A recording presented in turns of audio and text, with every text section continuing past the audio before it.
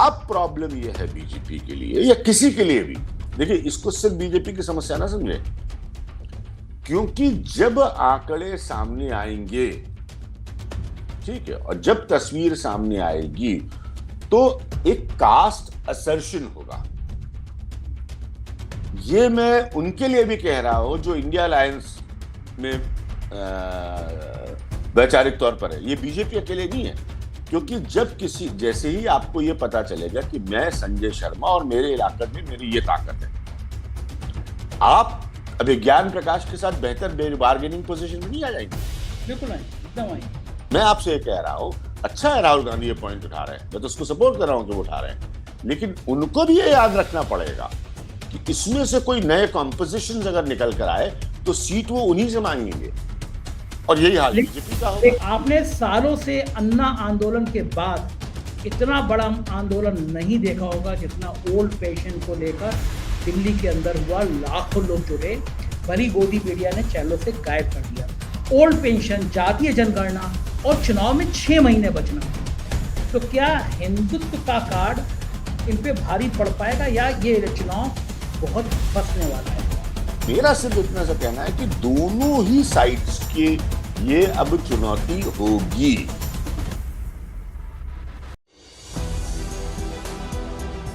नमस्कार, मैं हूं संजय शर्मा, आप देख रहे हैं 4 PM न्यूज नेटवर्क। देश की राजनीति गजब चल रही है। देश के प्रधानमंत्री और देश की गोदी मीडिया भी गजब है। इजराइल पे हमला हुआ, बहुत दर्दनाक हमला था, बहुत खराब तस्वीरें सामने आई। दुनिया में कहीं पे भी हमला हो, कहीं पे भी ऐसी तस्वीरें सामने आए, दर्दनाक हैं।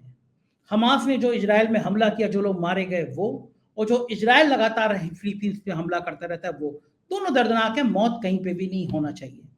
लेकिन इजराइल के दर्द पे प्रधानमंत्री जी बड़े परेशान हैं। उनके भक्त कह रहे हैं नींद नहीं आई रात भर। गोदी मीडिया के एंकर इजराइल में हमास की लड़ाई में भी भारत में एक धर्म को ढूंढ रहे हैं। गोदी मीडिया के एंकरों के ट्वीट देखिए कि भारत में भी इस तरह के लोग रहते हैं, उनकी भी पहचान होनी चाहिए। पहचान मतलब वैसी पहचान होनी चाहिए जैसे प्रधानमंत्री जी कपड़ों के आधार पे करने की बात करते आए हैं। लेकिन ये तो विदेश की राजनीति है, तो देश में राजनीति चल रही है वो बहुत खतरनाक है। प्रधानमंत्री जी के लिए खतरनाक है, भारतीय जनता पार्टी के लिए खतरनाक है। नीतीश कुमार की लगाई आग पूरे देश में फैल गई है। बिहार में आई जाति जनगणना के आंकड़ों ने पिछड़ों और दलितों में यह बात साफ कर दी है कि अब उन्हें उनका हक चाहिए। दिल्ली में पेंशन के मुद्दे को लेकर जो आंदोलन हुआ, लाखों लोग इकट्ठे हुए, वैसा अन्ना के आंदोलन के बाद लोगों ने देखा नहीं। ये बात अलग है कि गोदी मीडिया के चैनलों पर वो दिखाया नहीं गया, लेकिन सोशल मीडिया ने वो कमी पूरी कर दी। बड़ा सवाल यह कि अब भारतीय जनता पार्टी करेगी क्या? राजस्थान में घोषणा कर दी गई कि हम जाति जनगणना कराएंगे। उत्तर प्रदेश बिहार जैसा लगभग है, आबादी के लिहाज से लगभग है। उत्तर प्रदेश के अलग अलग जगह से लोगों के स्टेटमेंट आने शुरू हो गए हैं कि उत्तर प्रदेश में भी अगर आबादी पिछड़ों की, दलितों की, मुसलमानों की मिला के 85-90% है, और क्षत्रिय और ब्राह्मणों की आबादी अगर 4%, 5% या 10% भी है, तो फिर आखिर पिछड़ा मुख्यमंत्री क्यों नहीं? इस तरह की बात अलग अलग आ रही है। उड़ीसा में भी जाति जनगणना की बात शुरू हो गई। भारतीय जनता पार्टी के लिए समस्या यह है कि वो एक लंबे समय तक अपना कोर वोट बैंक पंडित ठाकुर बनिया काइस रखती आई है। प्रधानमंत्री जी हड़बड़ा गए हैं। जाति जनगणना के बाद आरोप लगा रहे हैं कि कांग्रेस बांटना चाहती है जातियों पे, हम तो गरीब की जाति देखते हैं। पिछड़ी जाति के लोग पूछ रहे हैं कि यही कांग्रेस बांटना चाहती है कि 90 अफसर IAS तैनात होते हैं दिल्ली में और सिर्फ 3 पिछड़े होते हैं? बड़े गंभीर सवाल हैं। और ये बात तय है कि अगर पिछड़ों में, दलितों में, मुसलमानों में, बाकी अल्पसंख्यक समुदाय में ये संदेश चला गया तो भाजपा के लिए परेशानी हो जाएगी। संदेश ये भी अगर चला गया कि भाजपा जानबूझकर विश्वविद्यालयों में कुलपति के चयन में, नौकरियों में पिछड़ों की नियुक्ति नहीं कर रही है, तब भी खतरनाक संदेश चला जाएगा। भाजपा की समस्या यह है कि अगर वो पिछड़ी जाति की वकालत ज्यादा करेगी तो उसका जो कोर वोट बैंक है, ब्राह्मण, काइस, क्षत्रिय, बनिया, वो खिसक सकता है, वो कांग्रेस में जा सकता है। शानदार बात किया आज एक ऐसे पत्रकार ने जिसकी दुनिया भर में एक साख है। एनडीटीवी का एक बड़ा चेहरा हुआ करते थे अवज्ञान प्रकाश। किताब लिखी है उन्होंने उत्तर प्रदेश की जाति पे। मेरा अनुरोध है कि आज मैं उनसे बातचीत करूंगा, ये पूरा इंटरव्यू जरूर सुनिएगा। देश की राजनीति का जो कच्चा चिट्टा है वो आपको समझ आएगा कि आखिर भाजपा इतनी परेशान क्यों है और क्यों 2024 की बाजी अब साहिब के हाथ से निकलती हुई नजर आ रही है। चलते हैं सीधे अवज्ञान प्रकाश जी के पास। शुक्रिया अवज्ञान जी, हमको समय देने के लिए। और आज हम जब बात कर रहे हैं तो दुनिया बहुत बड़े संकट से गुजर रही है। अलग अलग जगह पे अलग अलग हिंसा की खबरें आती हैं, लेकिन इजराइल की जो तस्वीरें आई हैं उसने बहुत मन को विचलित किया है।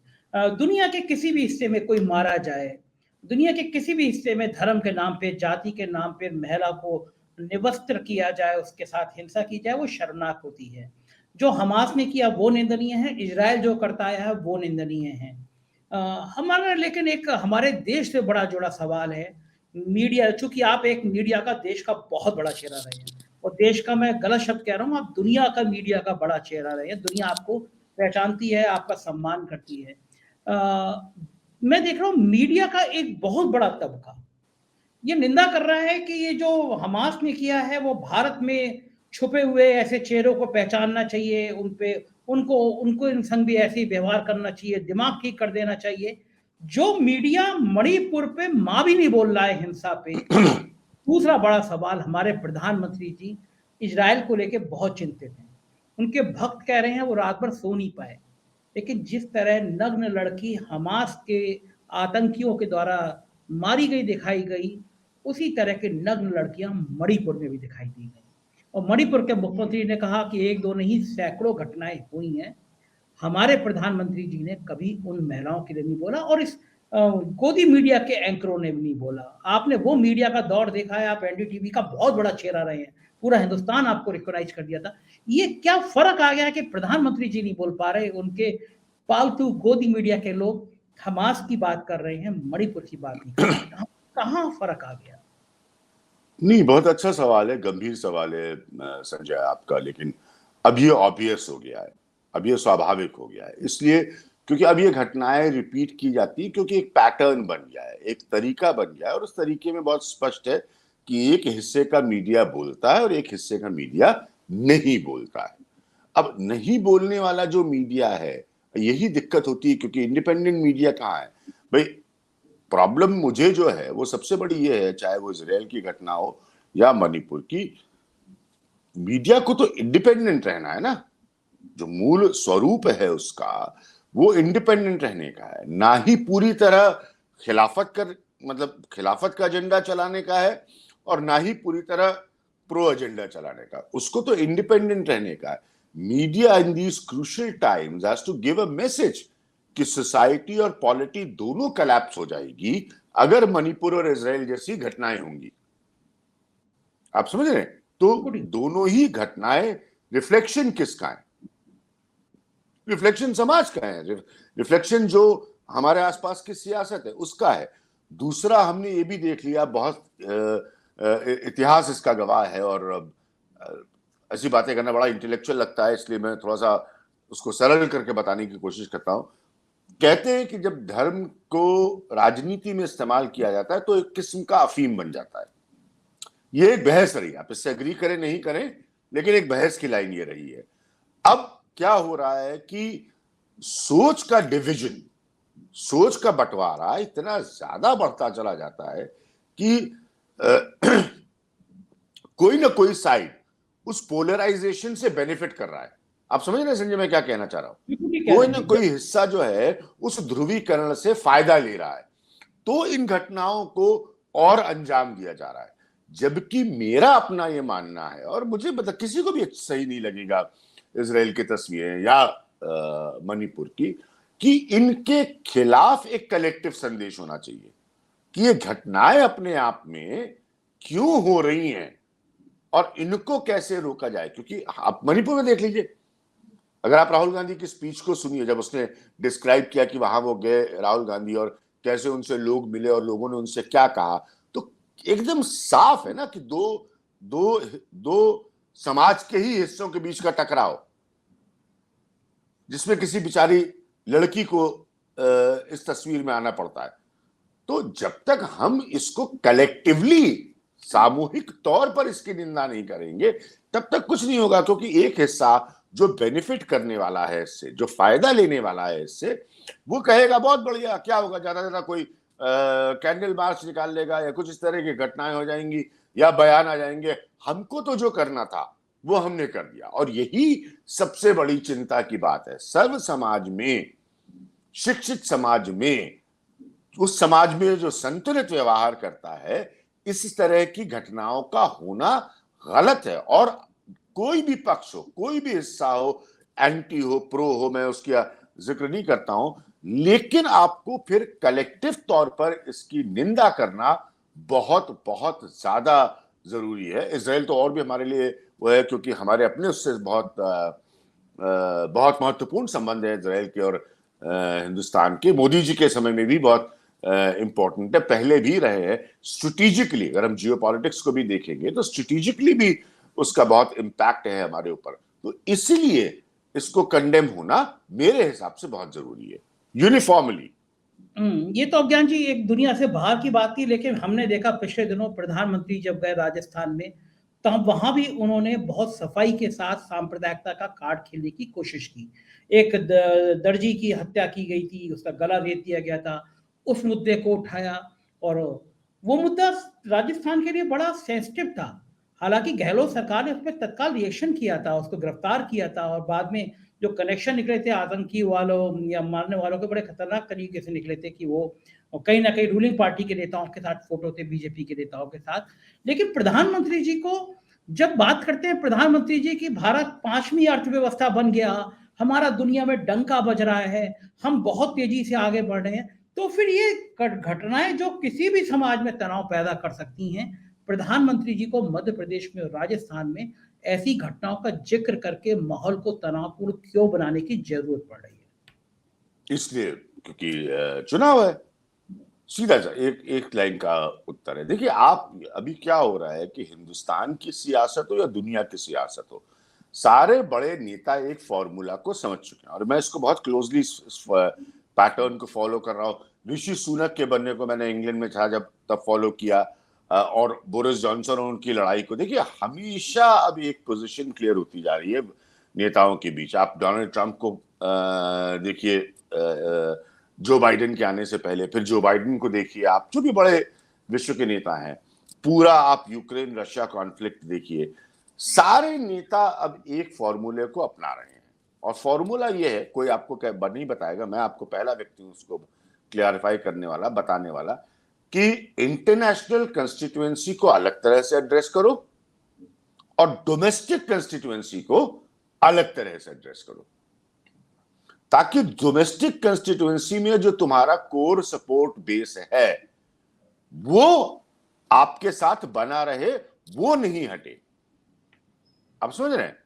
तो ये चीजें पहले उतनी व्यापक स्तर पे देखने को नहीं मिलती थी, देश के सबसे बड़े नेता से तो बिल्कुल ही नहीं देखने को मिलती थी।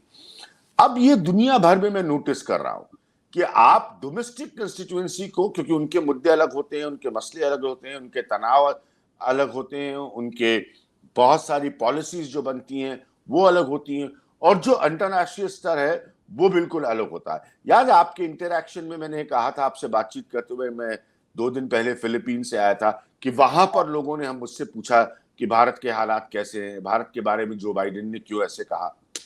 आप समझ रहे हैं? तो भारत बहुत अहमियत रखता है देश के तौर पर, क्योंकि चाइना के बाद भारत को देखा जाता है।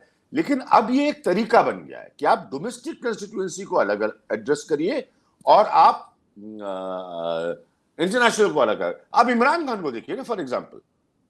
इमरान तो मतलब मैं उनको एक अरसे से जानता हूं, वो जहां से पॉलिटिकल साइंस पढ़ के आया, मैंने उस कॉलेज से रिपोर्ट किया।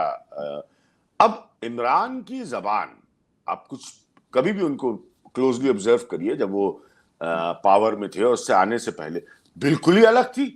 और उसी इमरान को आप किसी इंटरनेशनल फोरम में, एक जमाना था वो इंडिया बहुत आया करते थे और तमाम प्रोग्राम्स और इंटरव्यूज मेरे साथ किए, बहुत लोगों के साथ किए उन्होंने, वो जबान बिल्कुल अलग थी। तो ये अब एक तरीका बन गया है। और मेरे हिसाब से नेता ये समझने लगे हैं कि दोनों कंस्टिट्यूएंसी को अलग मानकर चलिए, दोनों कंस्टिट्यूएंसी को जोड़कर देखने की जरूरत नहीं है।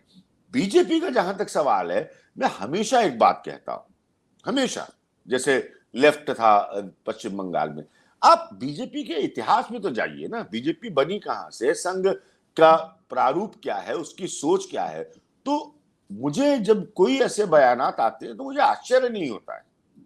अब पृष्ठभूमि तो देखिए ना, आप अपने मुख्यमंत्री की पृष्ठभूमि देखिए, मेरी किताब पढ़िए, तो ये चीजें वो कहीं ना, भाई मैंने आप लोगों को सबको एक बार आई थिंक किन के प्रोग्राम में बोल रहा था, बस साफ साफ मैंने कहा कि देखिए एक उदाहरण देता हूं, शायद मैं आपके में नहीं दिया मैंने आज तक, इसलिए आपको जरूर बताना चाहिए।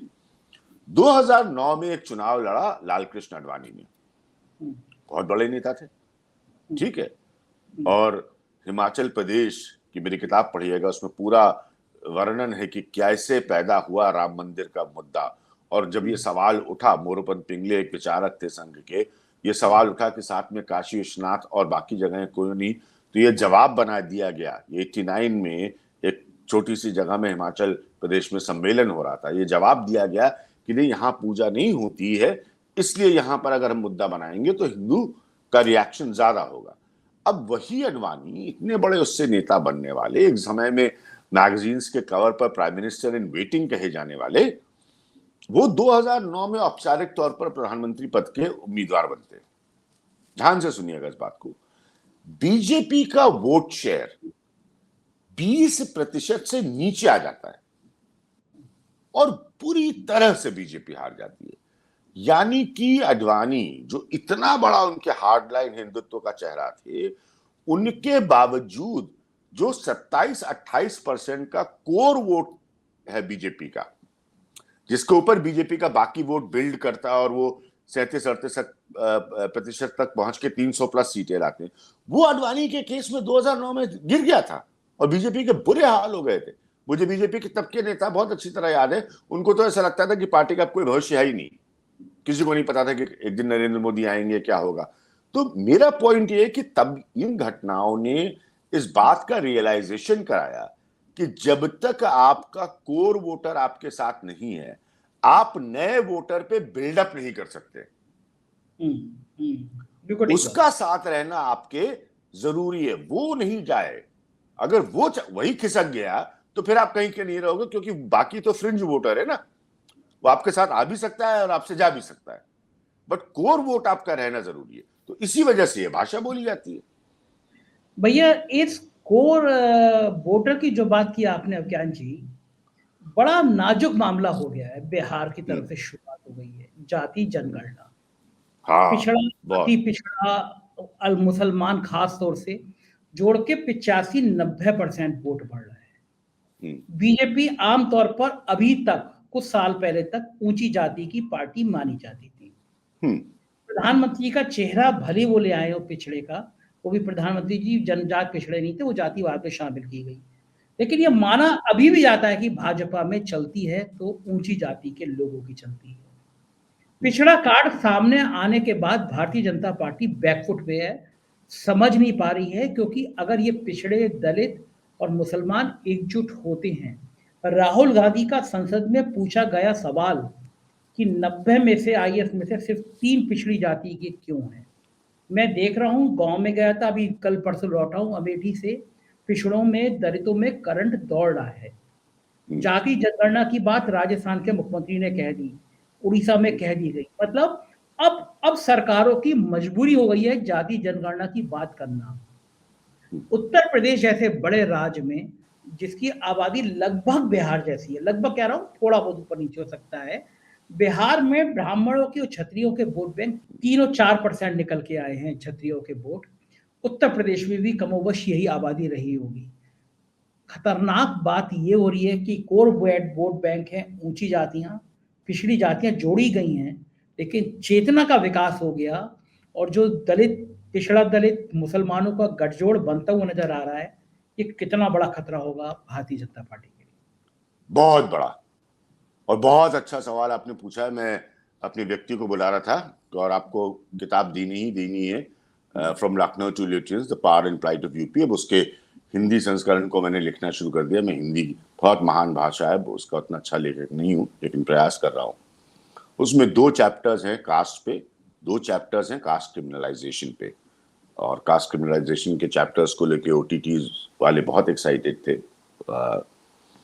बहुत गहरा सवाल है और मैंने ये लिखा है 2014 में 3.5 महीना यात्रा करने के बाद, 2019 में एक डिजिटल सीरीज करने के बाद जो सुपर हिट हुई थी, फ्रॉम यूपी फॉर यूपी। फिर भी मैंने 3.5 महीना से रिपोर्टिंग की थी अक्रॉस, मतलब लिटरली नोएडा से लेकर गंगा के घाट तक। मैंने अमित शाह की तारीफ में अपनी किताब में ये बात लिखी है कि 2014 में उन्होंने गुजरात से आकर जो यूपी को समझा, जो कि आसान नहीं था, और जबरदस्त रणनीति दी यूपी को, और यूपी को बदल कर रख दिया बीजेपी के लिए। कैसे बदल कर रख दिया वो आपका प्रश्न है। बदल कर इस तरह से रख दिया कि बीजेपी को ब्राह्मण, बनिया, Thakur, upper caste dominated position से निकालकर एकदम से बीजेपी को हिंदुआइजेशन करके ओबीसी के फोल्ड में ले आए। ये बहुत बड़ा मेरे हिसाब से चमत्कार था। और वहीं से आप देख सकते हैं मायावती कैसे गिरी और क्या क्या हुआ, आप बहुत अच्छे से इसको समझते हैं। तो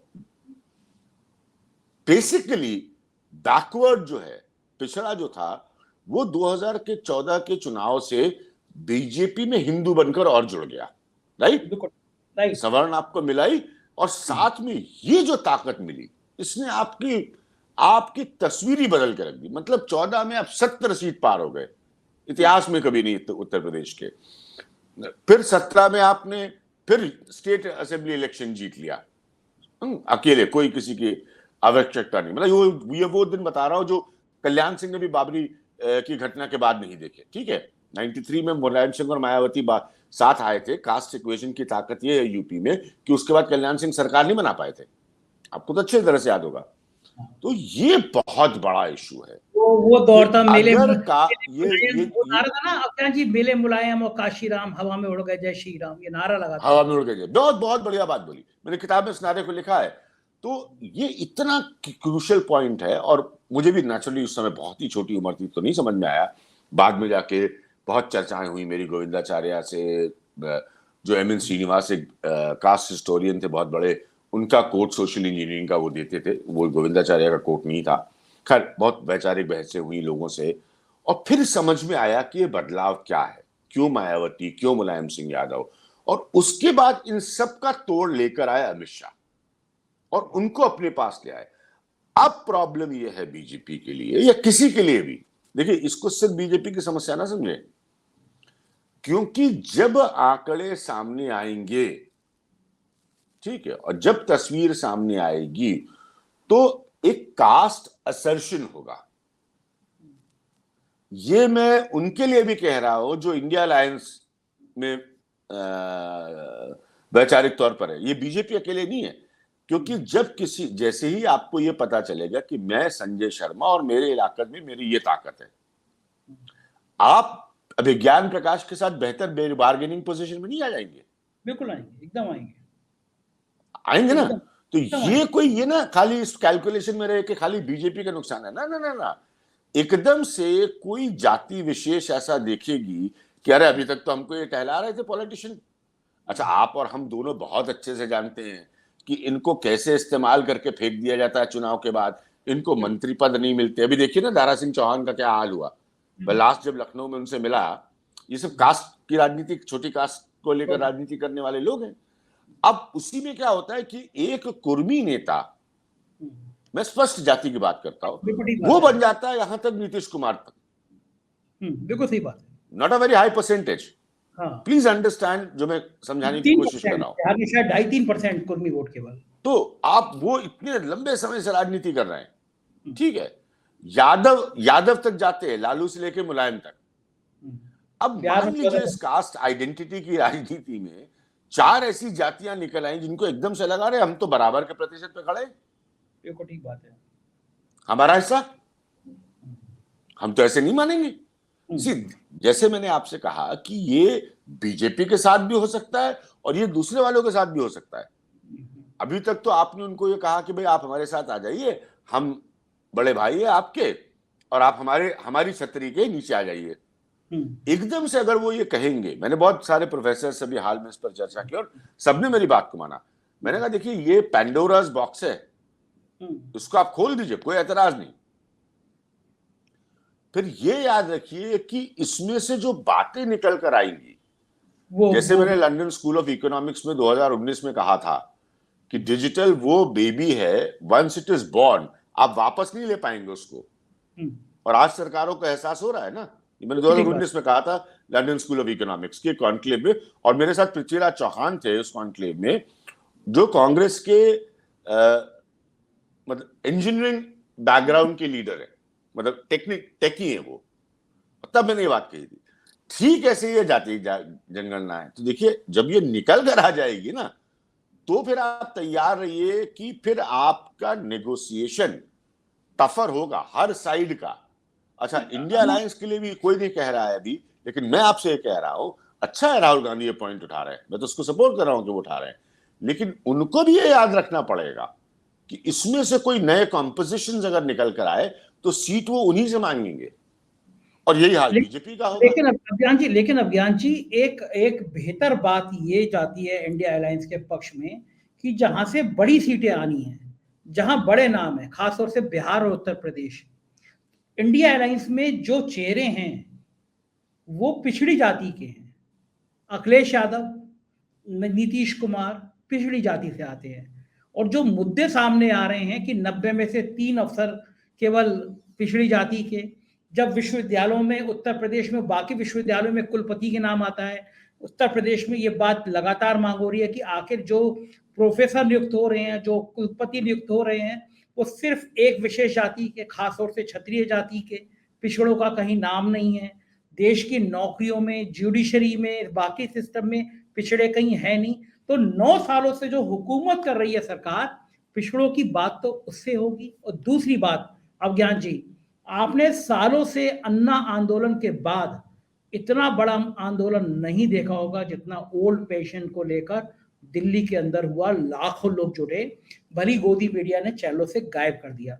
ओल्ड पेंशन, जातीय जनगणना और चुनाव में 6 महीने बचना, तो क्या हिंदुत्व का कार्ड इन पे भारी पड़ पाएगा, या ये चुनाव बहुत फंसने वाला है इस बार? आपके सवाल में सारे जवाब है, बहुत बढ़िया सवाल है, आपके सारे जवाब ही उसमें, मेरे अलग से जवाब देने की जरूरत नहीं। आपने शुरुआत किस सवाल से की थी कि प्रधानमंत्री ये क्यों बोल रहे हैं, अंत आप किस सवाल से कर रहे हैं कि क्या हिंदुत्व में ये सब आ पाएगा। मैंने आपको भी थोड़ी देर पहले क्या बोला कि जब कास्ट असर्शन होगा, जाति अपने हक की जब नुमाइंदगी और मांग दोनों करेंगी, यहीं पे तो समस्या आएगी। नीतीश कुमार आपने कहा, अखिलेश यादव ने पिछला लोकसभा चुनाव बहुत माफ करिएगा विधानसभा चुनाव बहुत अच्छा लड़ा मेरे हिसाब से, तो ठीक है, लेकिन मैं यही तो पॉइंट रख रहा हूं कि इनके अलावा जो नई कास्ट असर्शंस हो सकती हैं उसको ये लोग कैसे टैकल करेंगे। और वही चीज बीजेपी पे अप्लाई होती है सीधे सीधे। आप क्या कह रहे हैं कि भाई आरोप क्या है, ठाकुरवाद का आरोप है ना उत्तर प्रदेश में नियुक्तियों को लेकर, सीधी बात करते हैं ना हम। वही हाल राहुल गांधी उठा रहे हैं, कह रहे हैं सेंट्रल गवर्नमेंट के लिए नो प्रॉब्लम। अब मेरे पास इस वक्त कोई डाटा नहीं है बताने के लिए कि 10 साल में जब कांग्रेस की सरकार थी, सर ये सवाल भी पूछा जाए, सवाल दोनों तरफ बनते हैं ना, तो उन्होंने कितने पिछड़ों को और दलितों को देश में सचिव बनाया, राहुल गांधी ने आंकड़ा दिया है, पूछा गया सवाल ही उससे। ठीक है, तो पॉइंट मेरा ये है कि अगर उनका रिप्रेजेंटेशन बेटर था, अगर उनकी सरकार का, मनमोहन सिंह सरकार का प्रतिनिधित्व बेहतर था इस सरकार से, तो ठीक है, फिर उनका केस जायज बनता है, कोई दो राय नहीं है। लेकिन मेरा सिर्फ इतना सा कहना है कि दोनों ही साइड्स के ये अब चुनौती होगी। मैं अभी तक ये नहीं मान रहा हूं, जो मुझे तस्वीर नजर आ रही है, ये सच है कि इसमें ज्यादा चेहरे हैं। अच्छा, मैं हमेशा कहता हूं कि देखिए बैकग्राउंड को समझे बगैर आप भारतीय राजनीति को नहीं समझ सकते। अब संघ क्या है, कैसे बनी, उसका स्ट्रक्चर क्या है, उसके पीछे लोग क्या थे, जो चित्पावन ब्राह्मण थे महाराष्ट्र में की राजनीति को मैं सालों से देख रहा हूं, बहुत अच्छे से समझता हूं। संघ और बीजेपी पे बहुत साल मैंने काम किया, तब काम किया जब ये पार्टी पैदा हो रही थी, जब 13 दिन में अटल जी गिर गए थे सरकार बनाते हुए, आज नहीं। और इन आज के चेहरों को मैं तब से जानता हूं। तो आप पृष्ठभूमि देखिए, ज्यादातर अपॉइंटमेंट्स वगैरह की रिक्वेस्ट जो है वो लोग मुझे बताते हैं ऐसा कि वो संघ से आती है, मतलब शैक्षिक संस्थानों में खास तौर पे। तो अब मैं नहीं जानता ये इंटरनल स्ट्रक्चरिंग आज की, लेकिन ऐसा बताया जाता है अगर ये है तो फिर वो उसी तरह के लोगों को प्रमोट करेंगे, राइट। तो ये दोनों चीज का आपको, बीजेपी की दिक्कत क्या है कि 14 और 19 दोनों में लोकसभा के स्तर पर और उत्तर प्रदेश की हम चर्चा कर ले तो आपने मोदी जी के नाम को अच्छा इनकैश किया और वो नाम इतना बड़ा था कि आपके इनकैश करने पर हुआ भी। बिल्कुल ठीक बात है। बैकवर्ड पॉइंट को रखकर काम आया। अब वो क्वेश्चन मार्क हो रहा है। बिल्कुल आप कहना चाह रहे हैं ना। अब ज्ञान जी एक आखिरी सवाल, ये जो पिछड़ों की राजनीति की बात हो रही है, दोनों तरफ से बात हो रही है, इंडिया गठबंधन खुल के खेलेगा। अखिलेश यादव ने तो उत्तर प्रदेश में कह दिया पिछड़ा दलित मुसलमान, नारा ही दे दिया उन्होंने अपना। इंडिया गठबंधन खुल के खेलेगा क्योंकि इंडिया गठबंधन के पास ऊंची जाति का वोट बैंक नहीं है। जिस कोर वोट बैंक की बात आप कर रहे हैं वो भाजपा पे है, ब्राह्मण का, ठाकुर, कायस्थ, बनिया। तो इसीलिए प्रधानमंत्री जी ने कहा कि जो लोग जाति के आधार पर तोड़ रहे हैं, मैं तो गरीब जाति की बात कर रहा हूँ। क्या बीजेपी के गले में फांसी बन गई है? अगर वो पिछड़ों की ज्यादा बात करेगी तो ये कोर वोट बैंक या तो शांत हो जाएगा या फिर बीजेपी से नाराज हो जाएगा। दांव तलवार। ये भी सवाल ठीक है, क्योंकि मेरे किताब में हमेशा अपनी किताब का जिक्र करता हूं, क्योंकि यूपी एक इतना बड़ा स्टडी का विषय है कि एक किताब में नहीं आ सकता। उसमें एक पूरा अध्याय है, 2 चैप्टरों का नाम बताता हूं। बीजेपी पर चैप्टर है बीजेपी राम भरोसे है, आज भी राम भरोसे, राइट, ठीक है। 89 से मैंने इनकी कहानी लिखी है बीजेपी की, अपनी किताब का जिक्र कर रहा हूं, किसी और की नहीं। उसमें एक चैप्टर ये भी है द कांग्रेस कोलैप्स, कि कांग्रेस कैसे गिरी। 89 के बाद कोई पावर इक्वेशन में कांग्रेस नहीं आ पाई उत्तर प्रदेश में। मूल कारण क्या कि कांग्रेस का अपर कास्ट असर्शन भी चला गया। ये जो जातियां बीजेपी की तरफ आई 69 के बाद, जब इंदिरा गांधी ने अपने, उसके डिटेल्स में नहीं जाऊंगा इस वक्त, समय नहीं होगा आपके पास, तो उसके बाद जब उन्होंने अपने आप को स्थापित करने की कोशिश की, कांग्रेस तो बहुत बार टूटी है और इंदिरा गांधी ने तो किसी को उत्तर प्रदेश में स्टैब्लिश ही नहीं होने दिया। तो आपको नुकसान ये, हजाना ये भरना पड़ा कि जैसे ही बीजेपी उठी सवर्ण उसकी तरफ चला गया। देखिए अब 77 के बाद की स्थिति, ये सारे आंकड़े बिल्कुल आपको कहानी समझा देंगे। अब बीजेपी की प्रॉब्लम, बहुत अच्छा पॉइंट आपने रखा, वो करे क्या? उसको बड़ा वोट तो ये है बैकवर्ड और कोर वोट है सवर्ण, तो उसको ये संतुलन बैठाना है। अब ये चमत्कार प्रधानमंत्री जी को दिखाना होगा, अमित शाह जी को दिखाना होगा, जो भी बीजेपी के स्ट्रेटेजिस्ट है, क्योंकि ये आपको फिर संतुलन बैठाना होगा। तो नहीं तो आपका अगर बैकवर्ड हाथ से निकल गया, जिस तरह से आपने उसको तैयार करके 14 से इतना बड़ा वोट बैंक अपने लिए बनाया है, तो फिर आपकी बहुत बड़ी दिक्कत हो जाएगी। और सवर्ण अगर आपसे नाराज हो गया तो कांग्रेस उसके पास ऑप्शन है जाने के लिए, जाने का है। बिल्कुल ठीक बात है, बिल्कुल सही बात है। उसका पुराना ऑप्शन है, ये खतरनाक बात है। 35 साल पुराना ऑप्शन है। तो ये बहुत बहुत, बट एक लाइन बस एंड में कह दूं, इतनी बढ़िया थोड़ी बौद्धिक चर्चा हुई, क्षमा चाहता हूं आपके दर्शकों से, लेकिन बहुत अच्छी चर्चा की है, बहुत अच्छे सवाल आपने पूछे संजय। बस इतना कह दूं कि हाँ, जैसे चुनाव में कहते हैं ना कि अलग अलग मुद्दे टर्निंग पॉइंट्स होते हैं, one of the turning points for 2024 is this. ये मैं आपको स्पष्ट बता दूं। शुक्रिया ज्ञान जी, आपने पॉइंट बिल्कुल ठीक कह रहे हैं आप। शुक्रिया ज्ञान जी, आपने इतना कीमती समय हमको दिया, बहुत बहुत धन्यवाद, थैंक यू। तो ये थे अज्ञान प्रकाश जी।